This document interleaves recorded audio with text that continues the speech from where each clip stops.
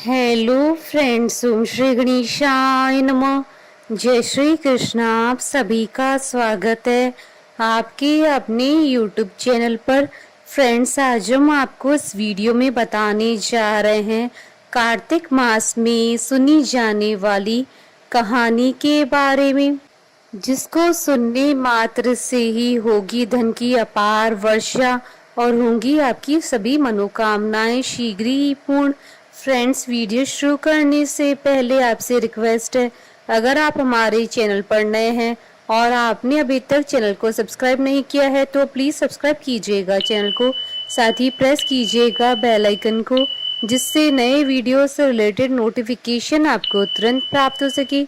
और वीडियो पसंद आने पर वीडियो को लाइक और शेयर जरूर कीजिएगा ताकि सभी भक्तों को इस वीडियो का लाभ प्राप्त हो सके। और कमेंट बॉक्स में जय श्री कृष्णा जरूर लिखिएगा। कार्तिक मास महात्म। सब प्रकार के विघ्नों का नाश करने वाले तथा सारी सृष्टि का पालन करने वाले श्री गणेश जी तथा ज्ञान के दाता देवी श्री सरस्वती जी तथा सब पुराणों के कर्ता श्री व्यास जी तथा श्री गुरुदेव जी के चरण कमलों में नमस्कार करके भगवान की श्रद्धा और भक्ति रस में डूबे हुए कार्तिक मास की कहानी कहती हूँ। पहली कहानी। किसी गांव में एक बुढ़िया रहती थी और वह कार्तिक का व्रत रखा करती थी।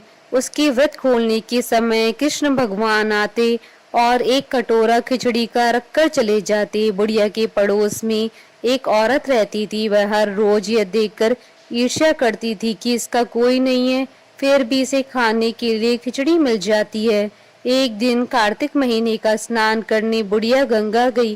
पीछे से कृष्ण भगवान उसका खिचड़ी का कटोरा रख गए। पड़ोसन ने जब खिचड़ी का कटोरा रखा देखा और देखा कि बुढ़िया नहीं है तो वह कटोरा उठाकर घर के पिछवाड़े में फेंक आई। कार्तिक स्नान के बाद बुढ़िया घर आई तो उसे खिचड़ी का कटोरा नहीं मिला और वह भूखी ही रह गई। बार बार एक ही बात कहती कि कहाँ गई मेरी खिचड़ी और कहाँ गया मेरा खिचड़ी का कटोरा।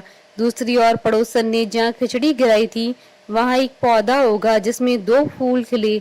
एक बार राजा उस ओर से निकला तो उसकी नजर उन दोनों फूलों पर पड़ी और वह उन्हें तोड़कर घर ले आया। घर आने पर उसने वह फूल रानी को दे दिए, जिन्हें सूंघने पर रानी गर्भवती हो गई। कुछ समय बाद रानी ने दो पुत्रों को जन्म दिया।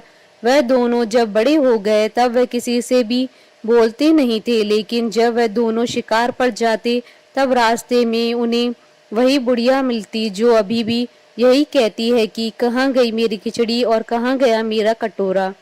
बुढ़िया की बात सुनकर वह दोनों कहते हैं कि हम हैं तेरी खिचड़ी और हम हैं तेरा बेला। हर बार जब भी वह शिकार पर जाते तो बुढ़िया यही बात कहती और वह दोनों वही उत्तर देते। एक बार राजा के कानों में यह बात पड़ गई। उसे आश्चर्य हुआ कि दोनों लड़के किसी से नहीं बोलते, तब वह बुढ़िया से कैसे बात करते हैं।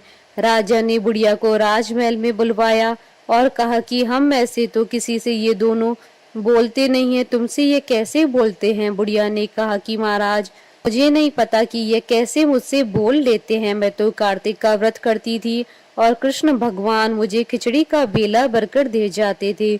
एक दिन मैं स्नान करके वापस आई तो मुझे वह खिचड़ी नहीं मिली। जब मैं कहने लगी कि कहाँ गई मेरी खिचड़ी और कहाँ गया मेरा बेला, तब इन दोनों लड़कों ने कहा कि तुम्हारी पड़ोसन ने तुम्हारी खिचड़ी फेंक दी तो उसके दो फूल बन गए। वह फूल राजा तोड़कर ले गया और रानी ने सूंघा तो हम दो लड़कों का जन्म हुआ। हमें भगवान ने तुम्हारे लिए ही भेजा है। सारी बात सुनकर राजा ने बुढ़िया को महल में ही रहने को कहा। हे कार्तिक महाराज, जैसे आपने बुढ़िया की बात सुनी वैसे ही आपका व्रत करने वालों की भी सुनना। कहानी अधूरी हो तो पूरी करना, पूरी हो तो मान रखना। बोले भगवान विष्णु जी की जय, सनातन धर्म की जय। हमारे साथ इस वीडियो में अंत तक बने रहने के लिए आपका धन्यवाद। ओम श्री गणेशाय नमः। जय श्री कृष्णा।